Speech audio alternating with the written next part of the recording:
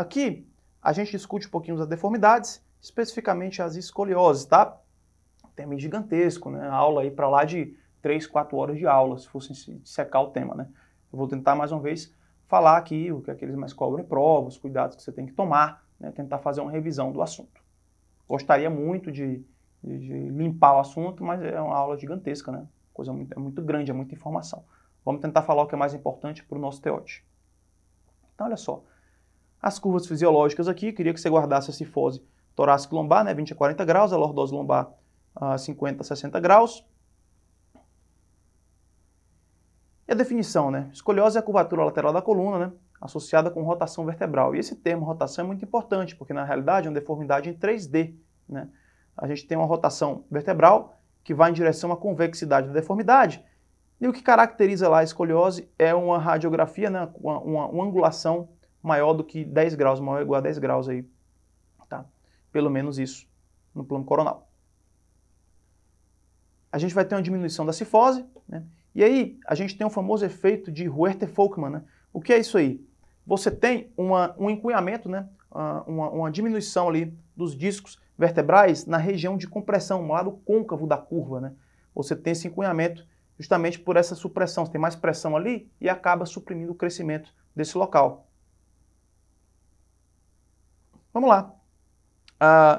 Curvas, né? Curva cervical C2, C6, cérvico-torácica C7, T1, C7 a T1, a curva torácica T2 a T11, tóraco-lombar T12 a L1, lombar L2 a L4, lombo sacral L5 até a região distal. As etiologias, a gente pode ter a escoliose idiopática, é a mais comum, a etiologia desconhecida, né? A congênita, que é uma falha de formação e segmentação, neuromuscular, a escoliose da paralisia cerebral e das distrofias são as mais estudadas, as mais comuns. Né? Você pode ter sindrômicas aí, né, relacionadas com doenças generalizadas, síndrome de Marfan, tumores, neurofibromatose. Esse quadro ele tem no Campbell, óbvio que eu não vou ler ele todo aqui com vocês, mas ele é um grande resumo do assunto, né? Essa tabela aqui comprime bem, né, dá bastante informações aí, inclusive que cai em prova do assunto, tá? E dividindo as escoliose infantil, juvenil e do adolescente. E a gente comenta, pincela alguns aspectos de cada uma delas. Começando pela idade, né? A infantil é até 3 anos, juvenil 4 a 9 anos, do adolescente a partir de 10 anos. Vamos lá, infantil. Inicialmente, o que a gente tem que avaliar na infantil, na realidade, é saber assim, quando ela vai progredir, né, e quando ela vai resolver. Geralmente,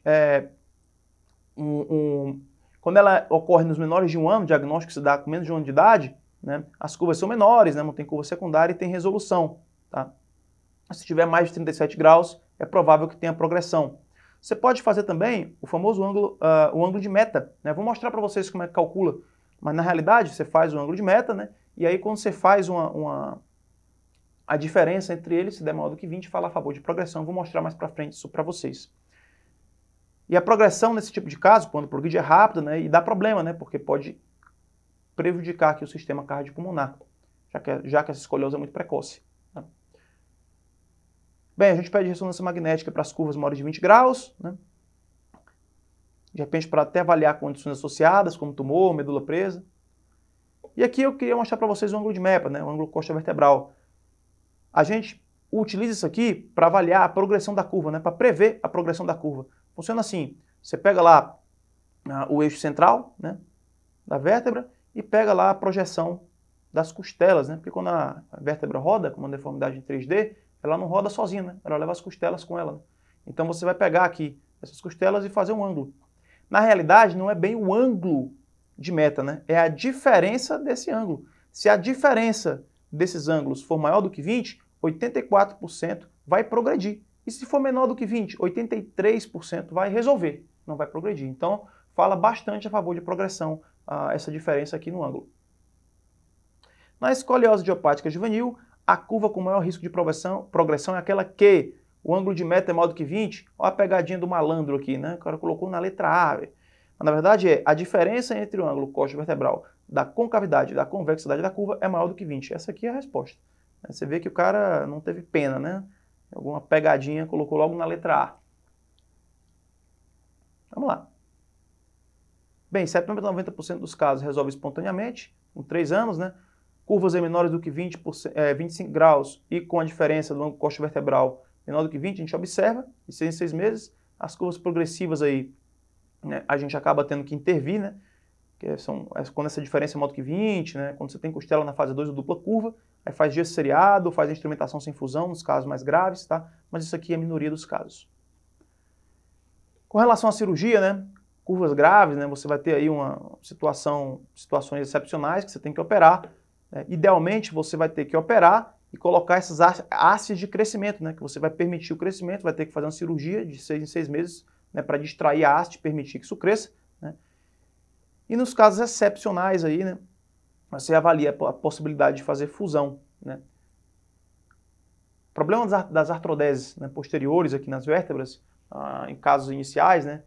Antes do pico do crescimento, é por causa do efeito virabrequim, né? O efeito de Crankshaft, né? Que é exatamente isso aqui. Você faz a fusão posterior, né? Faz a artrodese posterior, sendo que a região anterior da vértebra ela ainda cresce. Aí você começa a ter essa deformidade virabrequim, né? Então, então é sempre um fenômeno que preocupa, né? Quando você tem que fazer esse tipo de cirurgia em pacientes que não chegaram na velocidade do pico de crescimento. Bem, com relação à escoliose juvenil, ela ocorre dos 4 aos 10 anos. Né?